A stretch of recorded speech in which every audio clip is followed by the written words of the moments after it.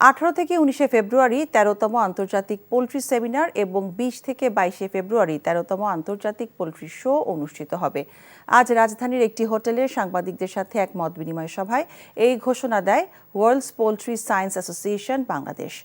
মতবিনিময় সভায় পোল্ট্রি খাতের উদ্যোক্তারা বিশ্বব্যাপী খাদ্যপণ্যের মূল্যস্ফীতির কথা উল্লেখ করে মানুষের খাদ্য এবং পুষ্টি নিরাপত্তা নিশ্চিত করার নানামুখী চ্যালেঞ্জের কথা তুলে ধরেন।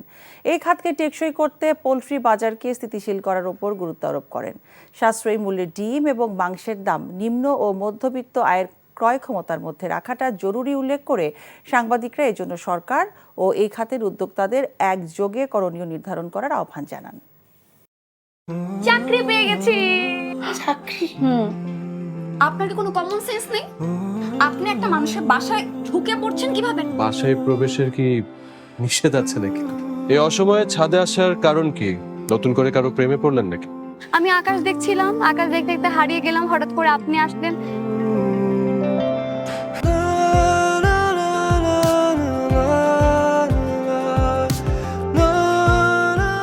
তুমি এখানে কেন?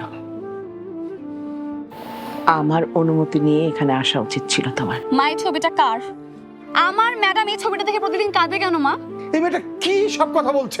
মারিয়া, তোমার কি হয়েছে?